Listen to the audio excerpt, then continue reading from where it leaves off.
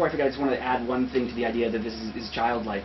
I do think the Jewish community would do well to, I don't know that they appreciate quite how childlike it is, because I will say that when I was finishing up my Judaic education at the age of 10, at that point, at 4th grade at Temple Beth Am, I feel like the majority of the students were really just humoring the tradition and the teachers, because by the age of 10, by 4th grade, you kind of know it's silly.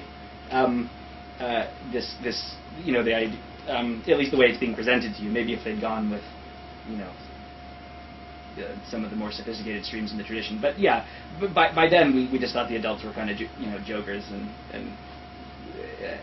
it's very childlike. I don't know, maybe for a 7-year-old or something.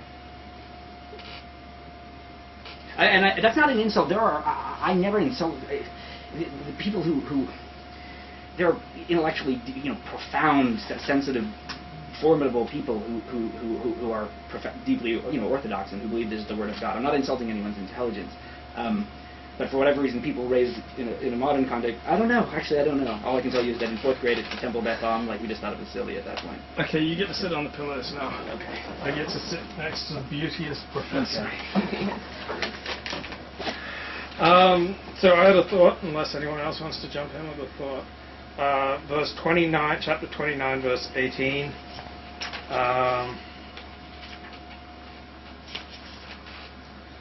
And sorry.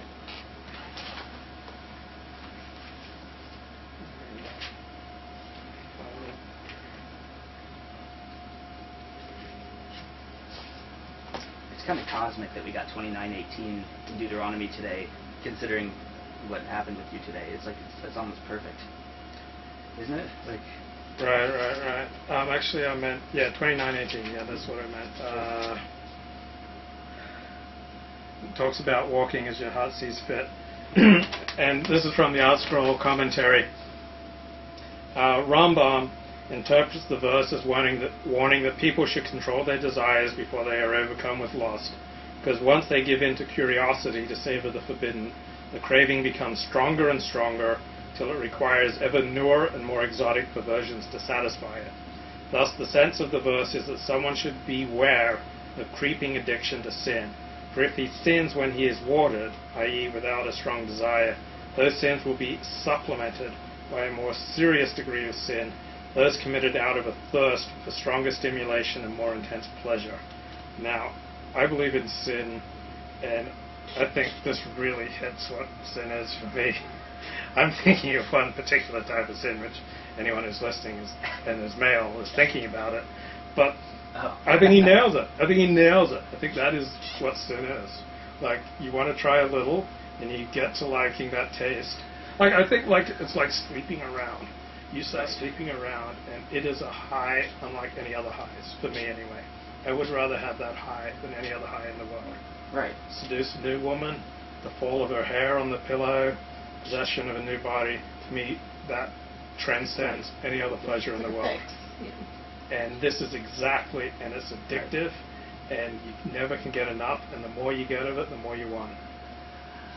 And I think he just nails. Yeah. That's what sin is. I had a professor once who said that the cost of kinky sex is very high, and I interpreted it like that the problem with kinky sex is that then it's got to get kinkier and kinkier, and then you're out of control.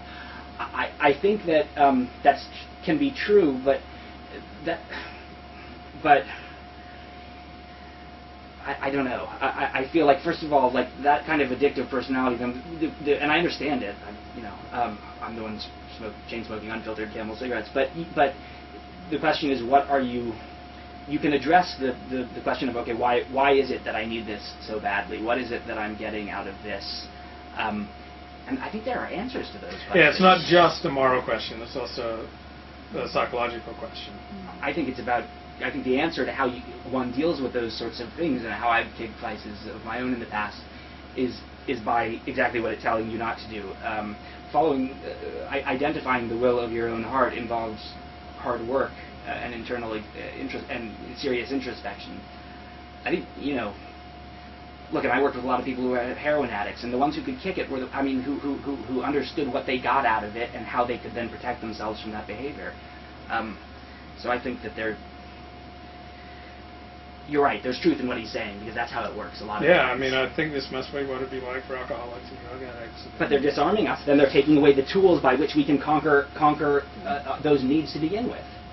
By saying, stop looking at your heart and your own personal constitution and needs, and just do what we're telling you.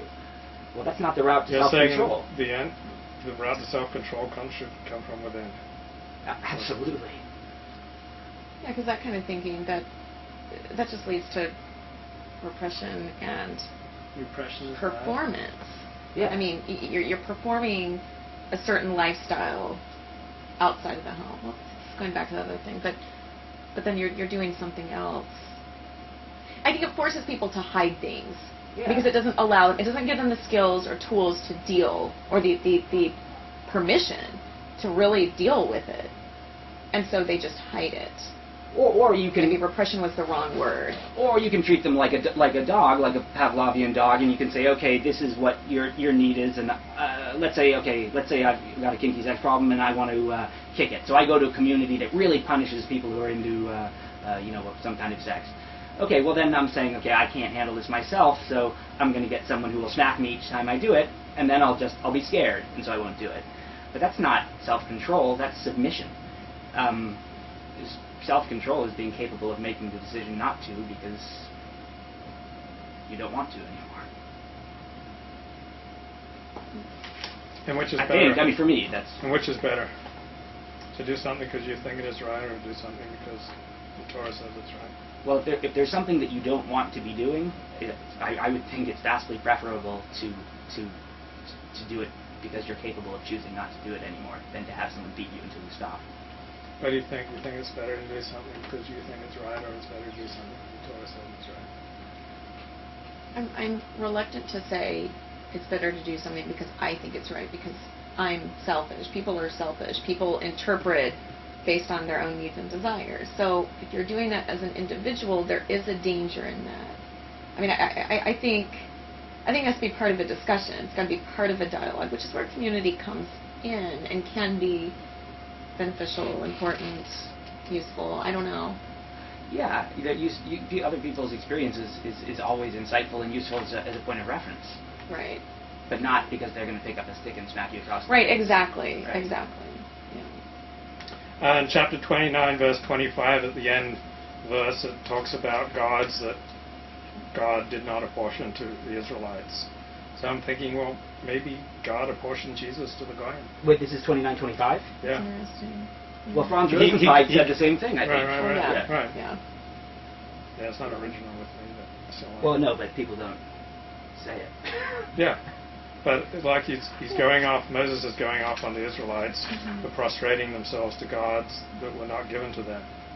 But the corollary of that is maybe God gave gods to the Goyim, sun, moon, stars, Jesus Christ. Right. I mean, it works for me. Yeah. Well, but that's... I've met more Jews who are okay with that. Okay, so the Christians have their Messiah, and that's real, and we're okay with that. But Christians don't tend to be okay with the flip side of that. It's harder. Yeah, they don't like it. Oh, God. It's okay for you guys to worship Jesus. Yeah. They don't really appreciate that. Right. No, and the funny thing... That's fine. You go ahead and worship Jesus. My favorite thing is that you got these liberal Jewish movements like Tikkun and stuff. Well, they'll kind of repurpose Jesus. Oh, we love Jesus. Jesus is our homeboy. Yeah. And then they'll go to like evangelicals and they'll be like, yeah. And then they'll explain what Jesus is to them.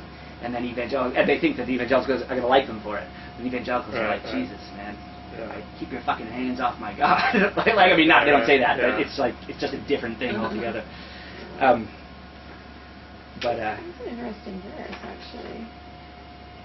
And it is 29:28. Sorry, say it again. 29:25 at the end.